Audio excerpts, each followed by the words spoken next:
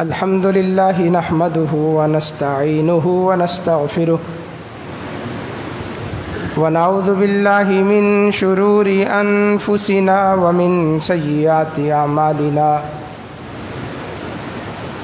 من يهده الله فلا مضل له ومن يضلل فلا هادي له أشهد أن لا إله إلا الله وحده لا شريك له وأشهد أن محمدًا عبده ورسوله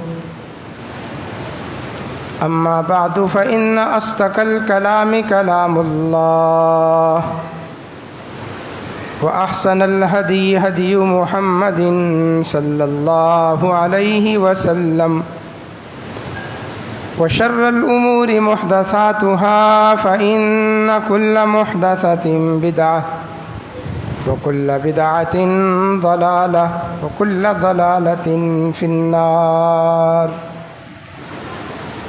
من يطع الله ورسوله فقد رشد واهتدى ومن يعص الله ورسوله فقد ضل وغوى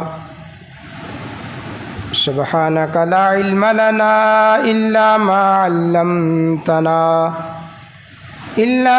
علمتنا إنك أنت العليم الحكيم اللهم انفعنا بما علمتنا وعلمنا ما ينفعنا وزدنا علما رب اشرح لي صدري ويسر لي أمري واحلل عقدة من لساني يفقه قولي اللهم رب زدني علما اللهم صل على محمد وعلى أزواجه وذريته كما صليت على آل إبراهيم وبارك على محمد وعلى أزواجه وذريته كما باركت على آل إبراهيم إنك حميد مجيد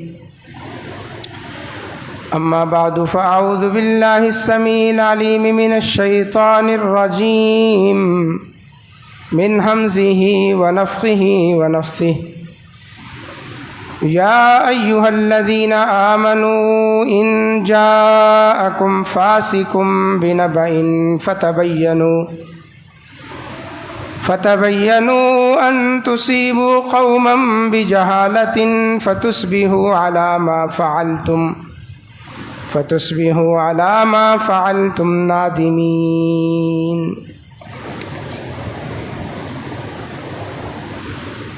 سیدنا سلیمان علیہ السلام اللہ تعالیٰ کے انتہائی برگزیدہ نبی گزرے ہیں. نبی تھے اور نبی کے ساتھ بادشاہ تھے. ان کے والد داؤد علیہ السلام بھی نبی تھے اور بادشاہ بھی تھے.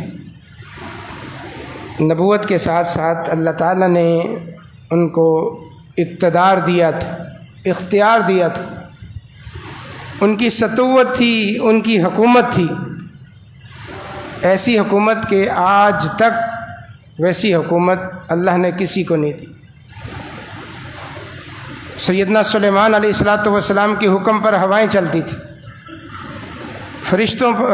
جنوں پر ان کی حکومت تھی، جنوں پر ان کی حکومت تھی، پرندوں پر ان کی حکومت تھی، حشرات الارض پر ان کی حکومت تھی. اللہ تعالیٰ نے سورہ نمل کے اندر یہ واقعہ ذکر فرمایا کہ ایک بار جب وہ پرندوں کی حاضری لے رہے تھے، وَتَفَقَّدَ الطَّيْرَ، پرندوں کی حاضری لے رہے تھے تو ایک پرندہ گم تھا اس میں. مَا لِيَ لَا أَرَى الْهُدْهُدْ، کہ ہدہد پرندہ نظر نہیں آ رہا. أَمْ كَانَ مِنَ الْغَائِبِينَ، یہ غائب کیوں ہے؟ بغیر بتلائے، بغیر اجازت لیے کہاں چلا گیا؟ تو خود ہی پھر فیصلہ کر لیا، لَأُعَذِّبَنَّهُ عَذَابًا شَدِيدًا، اسے آنے دو، اسے میں سخت سزا دوں گا. أَوْ لَأَذْبَحَنَّهُ، یا پھر سرے سے اس کو ذبح کر دوں گا. او لا یأتینی بسلطان مبین، یا پھر اپنے غائب ہونے کی کوئی معقول وجہ یہ بتائے، عذر بتائے کہ کیوں اور کیسے چلا گیا۔ یہ سیدنا سلیمان علیہ السلام نے پروگرام بنا لیا کہ اسے آنے دو۔ قرآن کے الفاظ ہیں فَمَكَثَ غَيْرَ بَعِيدٍ، تھوڑی ہی دیر گزری وہ آ گیا، ہدہد آ گیا واپس۔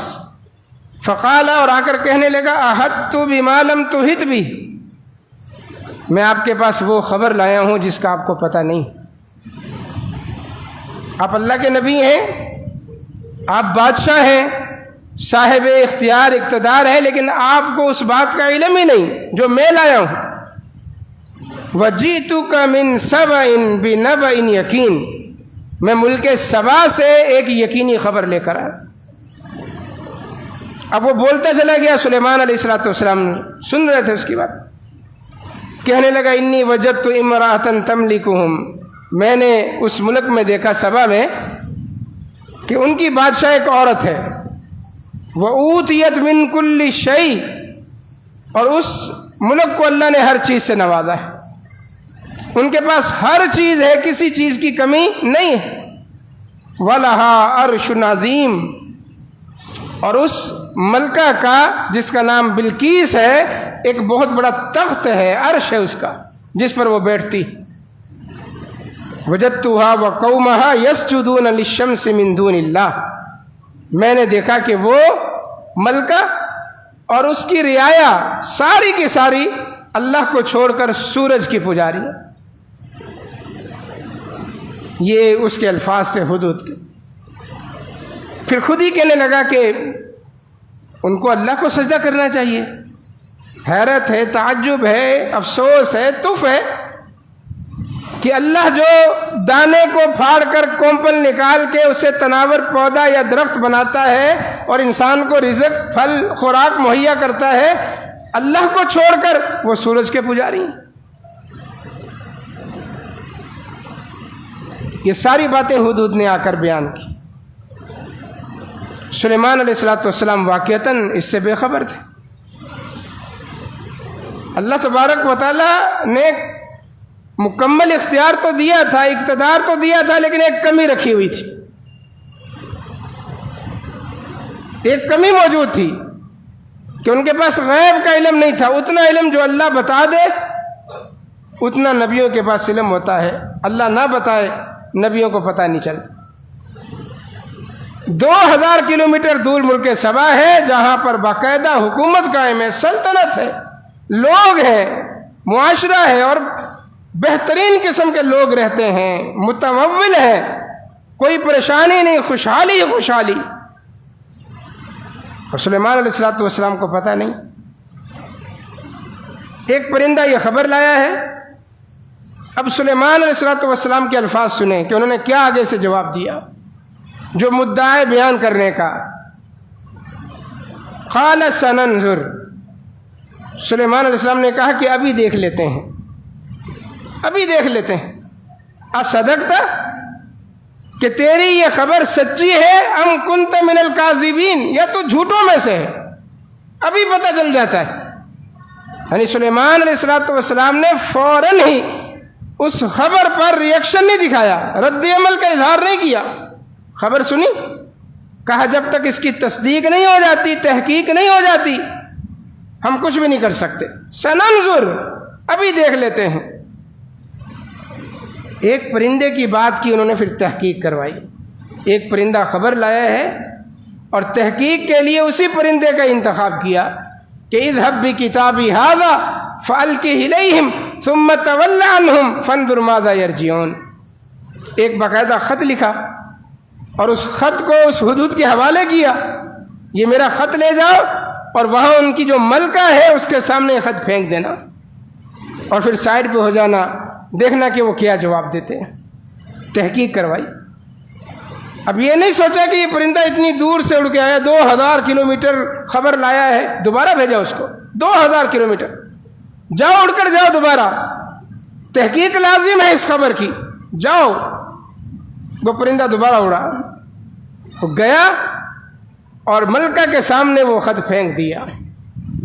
پھر قرآن مجید کے آگے الفاظ ہیں کہ ملکہ بلقیس نے اپنا اجلاس بلا لیا، جو اس کے درباری تھے سب کو جمع کر لیا، اور پھر دربار میں اس خط کو کھولا اور کہا کہ میرے پاس انی القی الیہ کتاب کریم، ایک بڑا ہی عزت والا خط آیا ہے، انہ من سلیمان و انہ بسم اللہ الرحمن الرحیم، یہ سلیمان کی طرف سے ہے اور سلیمان نے اللہ کے نام سے اس خط کا آغاز کیا ہے۔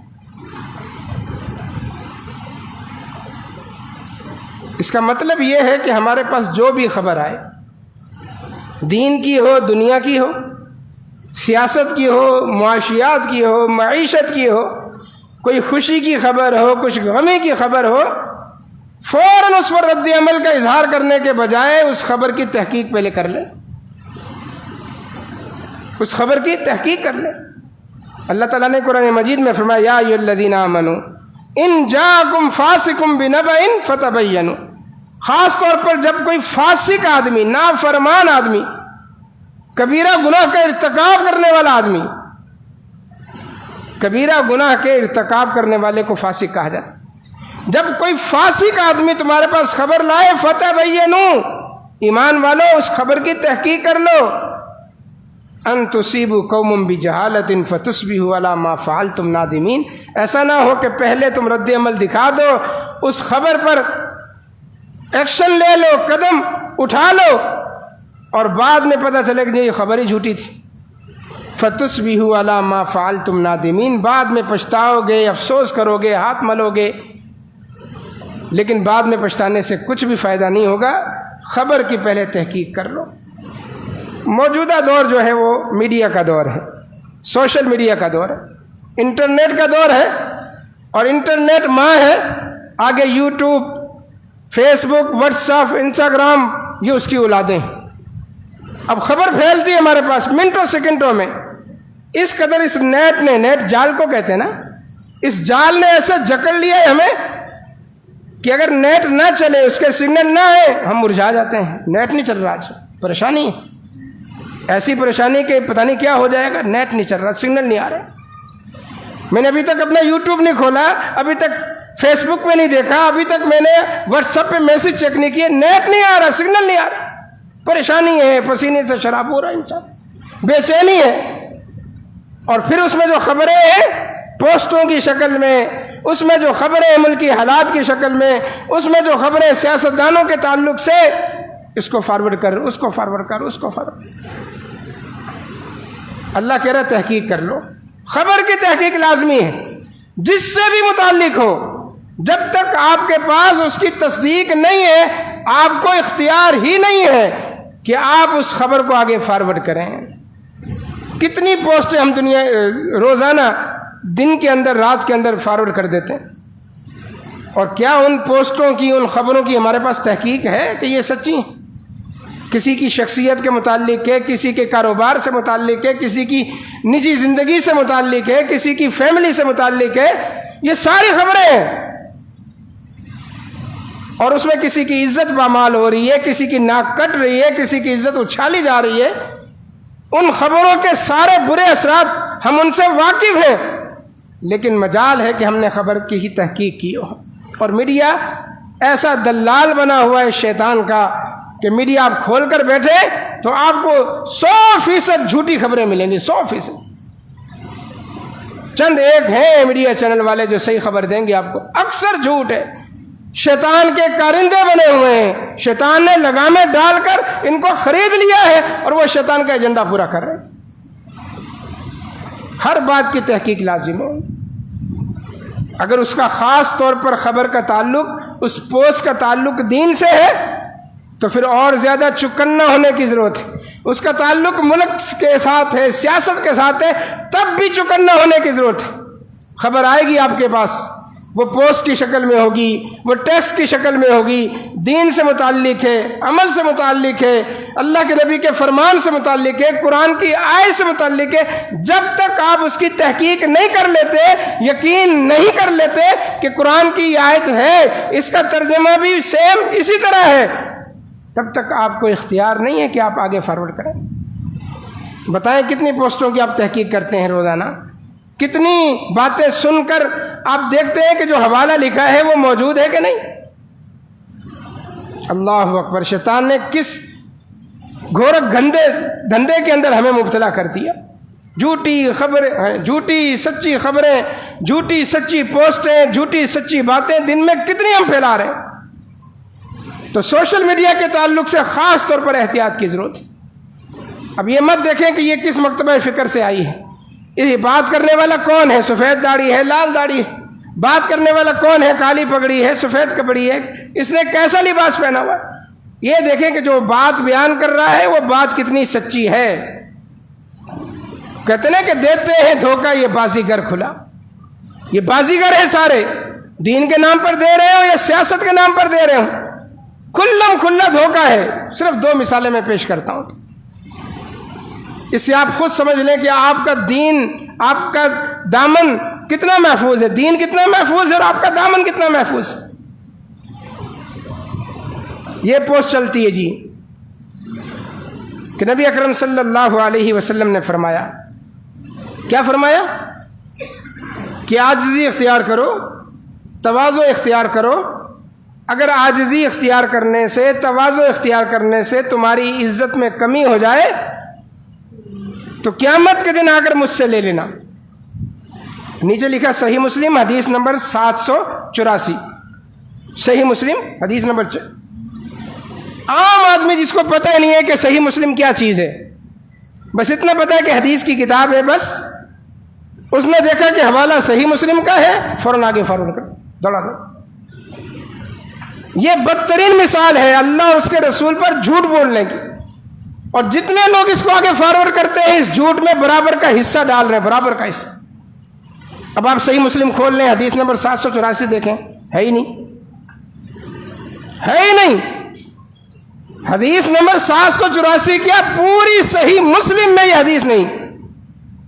صحیح مسلم کیا حدیث کی جتنی بھی کتابیں ہیں، سیاہ ستہ یا دوسرے تیسرے چوتھے درجے کی کتابیں، سب کتابیں کھنگال مارے. اللہ کی قسم ان الفاظ کے ساتھ کہیں حدیث نہیں. اگر یہ حدیث ہی نہیں ہے، کل قیامت کے دن یہ پوسٹ بنانے والا اللہ کے نبی کو کیا منہ دکھائے گا؟ جبکہ رسول اللہ صلی اللہ علیہ وسلم نے کہہ دیا، من کذب علی متعمدا فلیتبوأ مقعدہ من النار. جس نے جانتے بوجھتے میری طرف جھوٹ منسوب کیا، میرا نام لے کر وہ بات کہی جو میں نے نہیں کہی اور آگے لوگوں کو باور کرا رہے، اللہ کے نبی کا فرمان ہے، حدیث ہے، اسے سمجھ لینا چاہیے کہ مرنے کے بعد اس نے سوائے جہنم کے کہیں نہیں جانا، اس کا ٹھکانہ ہے ہی جانا. تو محض حوالے سے دھوکہ نہ کھائیں، پگڑیوں سے دھوکہ نہ کھائیں، داڑھیوں سے دھوکہ نہ کھائیں. جو بھی بات بیان کر رہا ہے اس بات کی تحقیق لازم ہے. تو یہ تو صحیح مسلم کی بات تھی. صحیح بخاری کے حوالے سے ایک بات کی جاتی ہے، وہ بھی سن لیں. مشہور ہے، پوسٹ پہ لکھا ہے کہ نبی اکرم صلی اللہ علیہ وسلم نے فرمایا کہ میں علم کا شہر ہوں، انا مدینۃ العلم، میں علم کا شہر ہوں. مشہور جو حدیث ہے وہ علی بابوہا، اور علی اس کے دروازہ ہے. جامع ترمذی کی حدیث ہے. اکثر محدثین نے اس کو منکر قرار دیا، منکر یعنی یہ حدیث ہے ہی نہیں، بعد میں لوگوں نے بنائی اور پھیلا دی. جامع ترمذی میں اتنے الفاظ ہیں کہ میں علم کا شہر ہوں اور علی اس کا دروازہ. اب جو پوسٹ پہ لکھا ہوا ہے، جو پوسٹ پھیلی ہوئی ہے معاشرے میں کہ رسول اللہ صلی اللہ علیہ وسلم نے فرمایا کہ میں علم کا شہر ہوں، وَأَبُو بَكْرٍ أَسَاسُهَا، ابو بکر اس کی بنیاد ہے، وَعُمَرُ جُدْرَانُهَا، عمر اس کی دیواریں ہیں، وَعُثْمَانُ سَقْفُهَا، عثمان اس کی چھت ہے، وَعَلِيٌّ بَابُهَا، اور علی اس کا دروازہ ہے. اب یہ حدیث مشہور ہے، لوگ دیکھتے ہیں خلفائے راشدین کی کہ پہلے تو صرف سیدنا علی کی فضیلت بیان ہوتی تھی، یہ غلط ہے. اب چاروں خلفاء کی فضیلت اس میں آ گئی کہ ابو بکر اس کی بنیاد ہے، عمر اس کی دیوار ہے، عثمان اس کی چھت ہے، علی اس کا دروازہ ہے. لاؤ جی خلفائے راشدین کی محبت میں پھیلاؤ اس کو. نیچے کیا لکھا ہوا؟ صحیح بخاری. صحیح بخاری یہ بھی کوئی وجود ہے ہی نہیں. صحیح بخاری، صحیح مسلم، سیاہ ستہ اتنا بڑا جھوٹ اللہ کے نبی کی طرف. وہ دمشق میں ایک اسماعیل بن علی نام کا وائز تھا. واز گو، قصے کہانیاں سنانے والے آج بھی ہیں. ہر مکتبہ فکر میں آپ کو ایک وائز ایسا ملے گا جو قصے کہانیاں سناتا ہے. ہر مکتبہ فکر میں ایک مولوی موجود ہے جس کے پاس قصے ہیں، کہانیاں ہیں، نہ جانے کہاں کہاں سے باتیں اٹھا کے لاتا. یہ ہر دور میں ایسے وائز رہے. تو کہتے ہیں کہ دمشق میں، یہ امام سخاوی نے واقعہ نقل کیا، دمشق میں ایک وائز تھا اسماعیل بن علی. اس نے جامع ترمذی کی یہ حدیث بیان کی. جامع ترمذی کی جو منکر روایت ہے کہ انا مدینۃ العلم و علی بابوہا، کہ میں علم کا شہر ہوں، علی اس کا دروازہ ہے. تو کسی نے اس سے آ کر کہا کہ شاید آپ یہ حدیث آدھی بیان کر رہے ہیں. اسی وقت اس نے کہا ہاں پوری حدیث اس طرح بنا لی اسی وقت کہ میں علم کا شہر ہوں، ابو بکر اس کی بنیاد ہے، عمر دیوار ہے، عثمان چھت ہے اور علی اس کا دروازہ. بیٹھے بیٹھے ہمارے یہاں قصہ گو ہے نا، ایک قصہ گو مولوی ہیں، بہت روایتیں بیان کرتے ہیں اور بڑے مزے لے لے کر بیان کرتے ہیں. رنگ ٹون پر ان کی آواز لگی ہوئی ہے موبائل کے. لوگوں نے نہ جانے کتنے ٹک ٹاک بنا لیے ان کے. لوگ متاثر ہیں، واہ واہ کیا بات کرتے ہیں، کیا میٹھا لے جائے. اور جبکہ ان کی 90% بیان کردہ حدیثیں موضوع ہوتی ہیں، جھوٹی من کر 90%. وہ صرف وہ خود ہی بیان کر رہے ہیں، ان کی اپنی کتاب میں لکھی ہوتی ہے وہ حدیث. جو محدثین نے کتابیں لکھی ہیں اس میں حدیث کا وجود تک نہیں ہوتا. تو اگر پوسٹ کا تعلق دین سے ہے تو محتاط ہو جائیں. اس جھوٹ کے اندر اپنا حصہ شامل کرنے کے بجائے، اس جھوٹ میں شریک ہونے کے بجائے، جہنم کے لیے اپنا راستہ ہموار کرنے کے بجائے رک جائیں وہیں پر. یہ پوسٹ آئی ہے، اس میں لکھا ہوا ہے اس طرح. کسی عالم دین سے، کسی صحیح عالم دین سے، سلفی عالم دین سے رابطہ کریں. وہ آپ کو بتائے گا کہ یہ حدیث صحیح ہے، موضوع ہے، من گڑت ہے، حسن ہے، ضعیف ہے، وہ بتائے.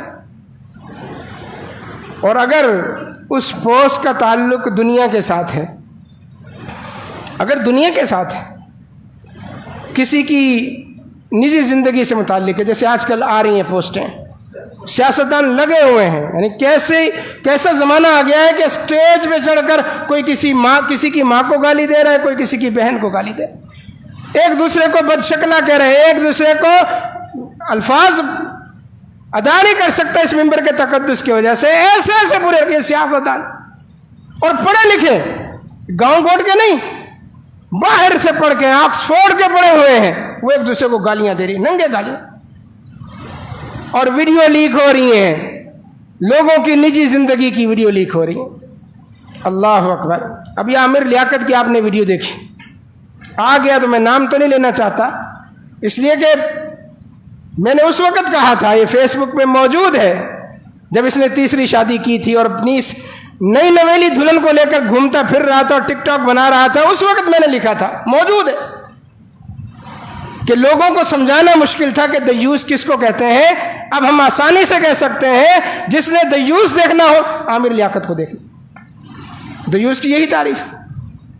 اب علیحدگی ہوئی، پہلے تو تعریفوں کے پل کے یہ سیدہ میں لے کر آیا ہوں. اب نجی لوگوں کے نجی معاملات ہیں، ہمیں دخل اندازی کی ضرورت نہیں ہے. کوئی جتنی چاہے شادیاں کرے، جس سے چاہے کرے، لیکن سمجھانے کی غرض سے کہہ رہا ہوں. اب ناراضگی ہوئی میاں بیوی کے درمیان، وہ خلا لینے کی عدالت پہنچ گئی. اب وہ وہاں بیٹھ کر جو اس نے گھر کے اندر اس کی ویڈیو بنائی تھی نجی، اب وہ لیک ہو رہی. کتنی بڑی بے غیرتی کی بات ہے. اللہ کے نبی صلی اللہ علیہ وسلم نے اس سے سختی سے منع کیا، سختی سے منع کیا کہ میاں بیوی آپس میں ایک دوسرے کی باتیں، راز و نیاز کی باتیں، آپس میں ایک دوسرے کے جتنے بھی معاملات ہیں، فرمایا کہ اللہ کے نزدیک بدترین ہے وہ شخص یا وہ عورت جو اپنے شوہر کے معاملات لوگوں کے سامنے لائے یا کوئی اپنی بیوی کے معاملات لوگوں کے سامنے لائے. بدترین آدمی، خیانت کی بدترین مثال ہے، یہ خائن. لیکن اب آ رہی ویڈیو، کیا کیا جائے؟ تو یہ دراصل جو موبائل ہے نا، موبائل یہ اس سے یہ کام بھی ہو سکتا ہے جو آپ کے سامنے چل رہا ہے، اور اس سے وہ کام بھی ہو رہے ہیں. لوگوں کی نجی زندگیاں وہ ریکارڈ ہو رہی ہیں، ان کے معاملات ریکارڈ ہو رہے ہیں اور پبلک تک پہنچ رہے ہیں.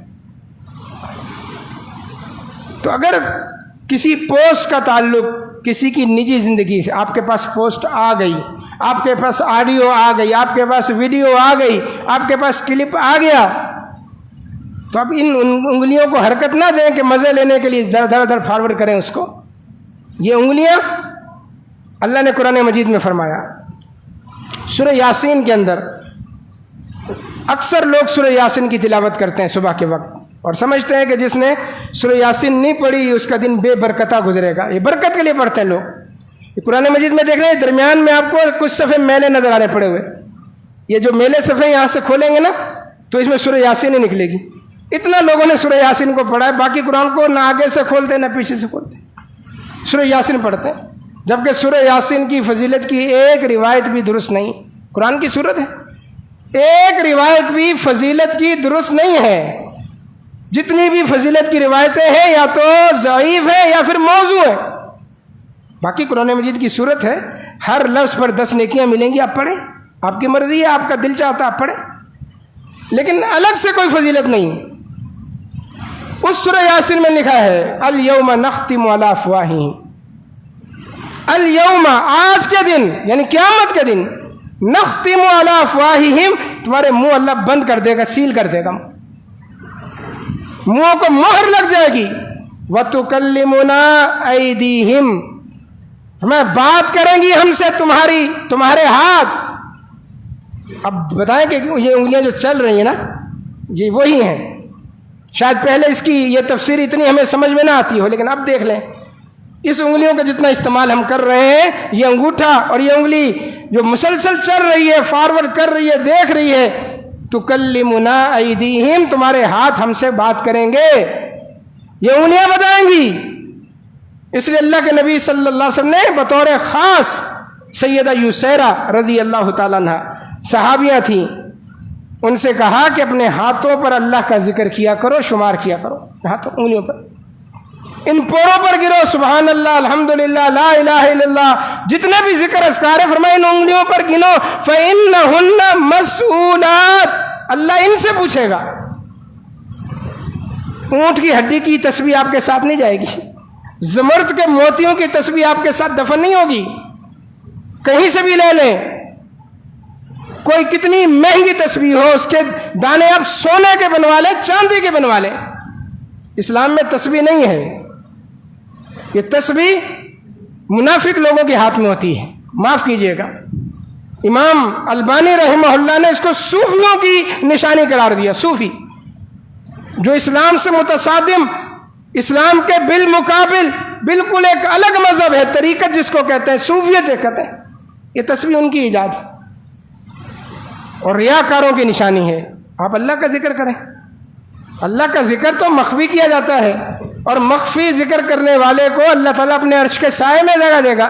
جو 7 خوش نصیب انسان ہے اس میں سے ایک وہ بھی ہے، ذکر اللہ خالیا ففاضت عینا، تنہائی میں اللہ کا ذکر کرنے والا، تنہائی میں اللہ کو یاد کرنے والا. اب ہمارے سیاستدان، ہمارے کاروباری حضرات، ہمارے اداکار، فنکار، ان کے ہاتھوں میں تسبیح ہیں. ادھر بات چیت بھی جاری ہے اور ادھر تسبیح کا دانہ بھی ساتھ ساتھ گرتا چلا جا رہا ہے. سیاستدانوں کے ہاتھ میں تسبیح آ گئی. کسی نے پوچھا یہ تسبیح پر کیا پڑھتے ہوں گے، کیا پڑھتے ہوں گے؟ میں نے کہا یہ تسبیح پر آیت الکرسی نہیں پڑھتے، یہ تسبیح پر پڑھتے ہیں کرسی کرسی کرسی کرسی کرسی. تسبیح پر کرسی کا ورد کرنے والے، آیت الکرسی پڑھنے والے نہیں ہیں. دھوکہ مت کھائیں کہ اس کے ہاتھ میں تسبیح ہے، بڑا نیک پارسا انسان ہوگا، یہ کرسی کرسی کرسی کرسی کر رہا ہے. تو تحقیق کرے، تحقیق. کہاں سے بات نکلی ہماری اس طرف؟ جی نجی زندگی کسی کی، نجی زندگی ہمیں تو یہ اختیار ہے ہی نہیں. ہمارے پاس کلپ آئے تو ہم فوراً اس کو وائرل کریں، نہیں. اس گند میں اپنا حصہ ڈالنے کے بجائے اس گند سے اپنے آپ کو بچائیں. جتنا فارورڈ کریں گے گویا آپ کیچڑ کے اندر پتھر مار رہے ہیں، اس گند کے اندر اپنے آپ کو لتھیڑیں، اس کو اسی ٹائم ڈیلیٹ کر دیں. آپ کا کیا واسطہ ہے کسی سیاستدان سے، کسی اداکار سے، کسی فنکار سے؟ اور مجھے تو بڑا ڈر لگتا ہے، اللہ نہ کرے جس طرح یہ ویڈیوز لیک ہو رہی ہیں، ویڈیو بنائی جا رہی ہیں، اس لیے کہ اب کچھ پتہ نہیں، صرف یہ کیمرہ موبائل کا نہیں، خفیہ کیمرے بٹن کی جگہ، یہ آپ کی قمیض کا جو بٹن ہے یہ کیمرہ، بال پین یا پین لگایا ہوا سامنے اس کے اندر کیمرہ ہے، آپ نے جو ٹوپی پہن رکھی اس میں کہیں کیمرہ فٹ ہے، باریک سا ریکارڈنگ ہو رہی۔ ڈر اس بات کا ہے کہ جو علماء کے تعلق سے، اگر چند علماء کے تعلق سے اس طرح کی ویڈیو لیک ہو گئی تو پھر اس ممبر سے، اس محراب سے، اس مصلی سے، دین سے لوگوں کا اعتماد ہی ختم ہو جائے۔ اور لوگوں کو بھی بڑی جلدی ہے، کوئی عالم دین آئے فوراً سیلفیاں لے رہے ہیں، اس کی ویڈیو بنا رہے ہیں۔ بھئی ایک ویڈیو بن رہی ہے، ایک اس کے ذریعے سے پیج پہ چلی جائے گی، آپ دیکھ لیجئے گا، لوگ فوراً، وہ عالم کھانا کھا رہا تو اس کو ویڈیو بن رہی ہے، وہ مسجد میں داخل ہو رہا تو اس کی ویڈیو بن رہی ہے، اور پھر اس کو اپنے گھٹیا مقاصد کے لیے لوگ استعمال کریں گے۔ تو بتلائیں جب علماء کی عزت اچھالی جائے گی تو کیسے لوگ پھر اعتبار کریں گے دین پر؟ اس کا بڑا محتاط استعمال کرنے کی ضرورت ہے۔ اللہ نے آپ کو ایک سہولت دی، آپ کے جیب میں ہے، پہلے کیمرہ ہوتا تھا، باقاعدہ اس کو بلایا جاتا تھا، کرائے پر لایا جاتا تھا، وہ تصویریں کھینچتے تھے۔ اب تو ہر کسی کے پاس ہی موبائل، تصویریں ہی تصویریں بنی جا رہی ہیں، اور مختلف زاویوں سے بن رہی ہیں، مختلف طریقوں سے بن رہی ہیں، اور لوگ اس پر اپنے اپنے انداز سے کمنٹس کر رہے ہیں۔ تو اگر اس ویڈیو کا تعلق، اس آڈیو کا تعلق، اس پوسٹ کا تعلق کسی کی عزت کے ساتھ ہے تو اللہ کے لیے رک جائیں۔ اور آج کے دور میں جیسے عزتیں پامال ہو رہی ہیں، جیسے عزتیں اچھالی جا رہی ہیں، اللہ اکبر، جیسے باتیں آگے پھیلائی جا رہی ہیں، اللہ کے نبی صلی اللہ علیہ وسلم کی حدیث سنیں، صحیح مسلم کے اندر حدیث نمبر 5 ہے، شروع میں ہی امام مسلم نے مقدمے میں ذکر کی کہ کفا بالمرء کذبا ان یحدث بکل ما سمع، کسی بھی انسان کے جھوٹا ہونے کے لیے یہی بات کافی ہے کہ وہ ہر سنی سنائی بات آگے بیان کر دے، آگے بیان وہ فارورڈ کرنا، ہر سنی سنائی بات، ہر پوسٹ، ہر چیز یہ سنی سنائی بات ہے، میں جھوٹا ہے، جھوٹا جو تحقیق نہیں کرتا۔ ابو داؤد کے اندر الفاظ یہ ہیں کہ کفا بالمرء اثما ان یحدث بکل ما سمع، کسی انسان کے گناہ گار ہونے کے لیے اتنا ہی کافی ہے، گناہ گار ہونے کے لیے، کہ وہ ہر سنی سنائی بات آگے بیان کر دے۔ تو سنی سنائی بات نہ ماننی ہے، نہ اس کو تسلیم کرنا ہے، نہ اس پہ عمل کرنا ہے۔ سیدنا سلیمان علیہ السلام کے طریقے کے مطابق خبر آپ کے پاس آئی ہے، آپ کہیں ابھی معلوم کر لیتے ہیں، سننظر، ابھی پتہ چل جائے گا، اصدقت ام کنت من الکاذبین، پرندے سے کہا ابھی پتہ چل جائے گا تو جھوٹا ہے یا سچا ہے، ابھی معلوم کروا لیتے ہیں۔ پرندے کی خبر کی تحقیق کروائی ہے، اور ادھر ہمارے سامنے کوئی ہمیں کاروباری معاملات کے متعلق، ہمارے خاندان سے متعلق، ہمارے نجی معاملات سے متعلق یا سیاست سے متعلق جیسے خبر آتی ہے، ہم بغیر تحقیق کیے اس خبر پر یقین کر لیتے ہیں اور بعد میں پچھتاتے ہیں یہ کیا ہو گیا۔ تو ہر بات کی تحقیق کرنا لازمی ہے، ہر بات کی، ہر بات، چاہے اس کا تعلق دین سے ہو، اس کا تعلق دنیا سے ہو، اس کا تعلق سیاست سے ہو، اس کا تعلق معاشیات سے، کوئی بھی خبر ہے، جب تک آپ اس کو پڑھ کے کسی سے تصدیق نہیں کروا لیتے، اگر وہ خبر جھوٹی ہے تو آپ اس گناہ میں برابر کے شریک ہیں جو پھیلا رہے ہیں۔ اور جتنے لوگ آگے اس پر عمل کریں گے دین کے تعلق سے، آپ نے آگے بھیجی اس نے عمل شروع کر دیا، اس نے آگے بھیجی اس نے عمل شروع کر دیا، اللہ اکبر، یہ تو گناہ جاریہ کا ایک لامتناہی سلسلہ ہے، گناہ جاریہ۔ آپ کی وجہ سے فلاں آدمی یہ کام کر رہا ہے، آپ کی وجہ سے فلاں آدمی نے یہ کام کیا، ایسے جوڑے جمع کریں تو ہزاروں لوگ بن جائیں گے جو میری ایک غلط پوسٹ کی وجہ سے، میرے ایک غلط میسج فارورڈ کرنے کی وجہ سے ہزاروں لوگ جو اس پر عمل کر رہے ہیں، سب کا گناہ میرے سر پر، سب کا۔ تو دین کے تعلق سے بڑی احتیاط کی ضرورت ہے، اور دنیا کے تعلق سے اگر آپ نے کسی کی عزت پامال کر دی ہے، عزت پامال کر دی ہے، آپ کو پتہ نہیں، بڑا مشہور جملہ ہے یہ، فلاں چور ہے، فلاں سیاستدان چور ہے، آپ نے تحقیق کی؟ فلاں سیاستدان اتنے پیسے کھا گیا، آپ نے تحقیق کی؟ فلاں سیاستدان زانی ہے، آپ نے تحقیق کی؟ فلاں شراب پیتا، آپ نے تحقیق کی؟ آپ کے پاس کیا پروف ہے؟ اور اگر وہ چور نہ ہوا، وہ زانی نہ ہوا، وہ شرابی نہ ہوا، تو کل قیامت کے دن ہمارا یہ گریبان ہوگا اس کے ہاتھ میں، ہمارا گریبان۔ اللہ سے پوچھے گا، بتاؤ اللہ پوچھو ان سے، اس نے مجھے چور، زانی یا شرابی یا ڈاکو کیوں کہا؟ وہاں تو ساری عزتیں اللہ تعالیٰ واپس کرے گا نا، جس کی آپ نے عزتیں دنیا میں پامال کی ہوں گی۔ حالانکہ منع کیا گیا، ان ارب الربا کہا گیا، سب سے بڑا سود، سب سے بڑا سود۔ سود کیا ہے؟ اللہ کے ساتھ جنگ ہے۔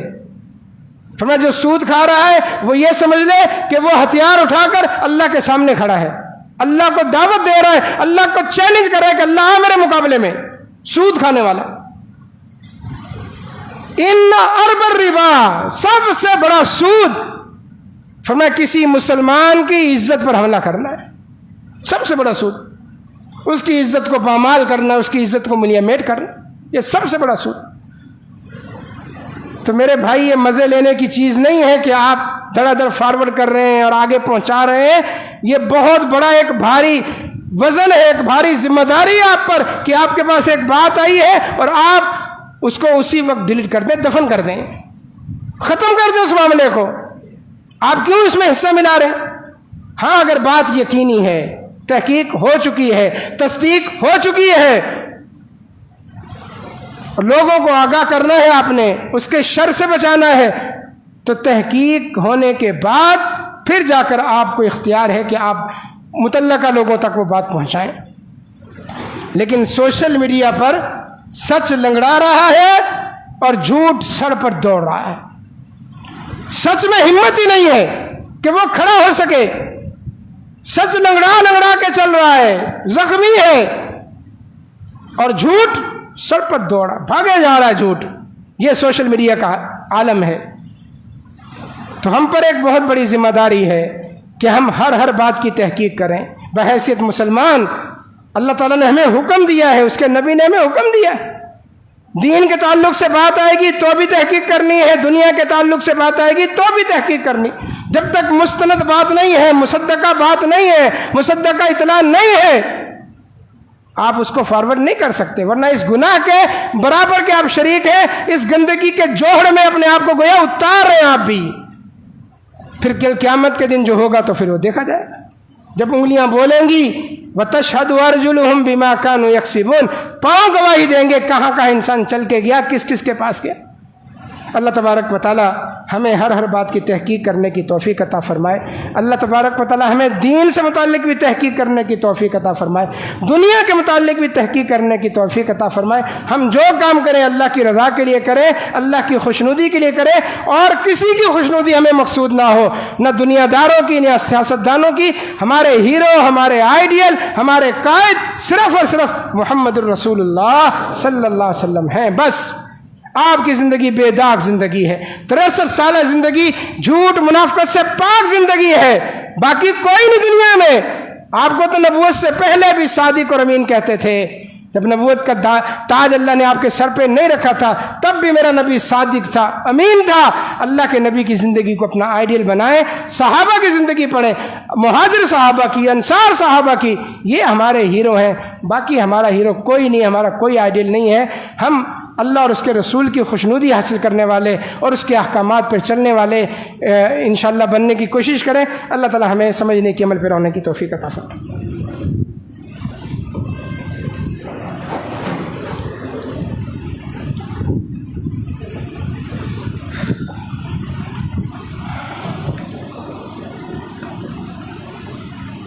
دعاؤں کی درخواست کی ہے، بہت سارے ساتھی بیمار ہیں، گلے میں تکلیف اور بخار کی دوبارہ سے کیفیت نظر آ رہی ہے بہت سارے لوگوں کو۔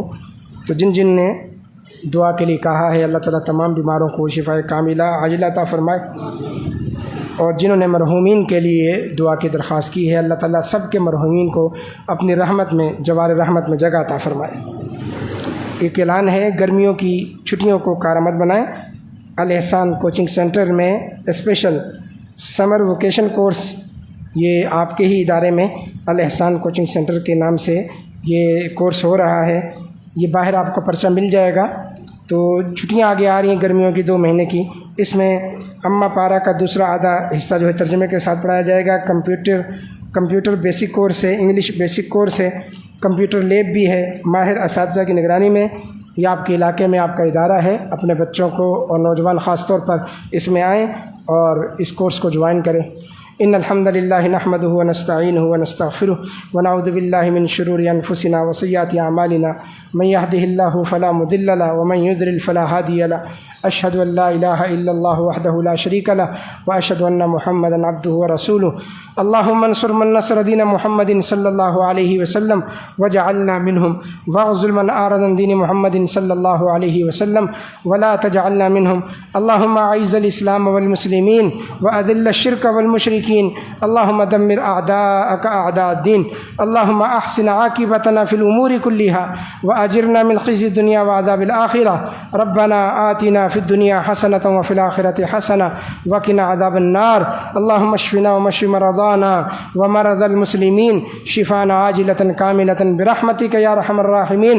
ربنا اغفر لنا ولإخواننا الذين سبقونا بالإيمان ولا تجعل في قلوبنا غلا للذين آمنوا ربنا إنك رؤوف رحيم. رب ارحمهما كما ربياني صغيرا. رب ارحمهما كما ربياني صغيرا. رب ارحمهما كما ربياني صغيرا. اللهم أغثنا اللهم أغثنا اللهم أغثنا غيثا مغيثا مريئا مريا نافعا غير ضار عاجلا غير آجل يا رب العالمين. اللهم اسق عبادك وبهائمك وانشر رحمتك وأحيي بلدك الميت. اللهم أغثنا اللهم أغثنا برحمتك وفضلك ومنك يا أكرم الأكرمين يا أجود الأجودين. ربنا تقبل منا إنك أنت السميع العليم وتب علينا إنك أنت التواب الرحيم. وصل اللهم وسلم وبارك على نبينا وحبيبنا وإمامنا وقائدنا وقدوتنا وقرة أعيننا محمد وعلى آله وأصحابه وأهل بيته وأزواجه وذرياته أجمعين. صفحة درست کر.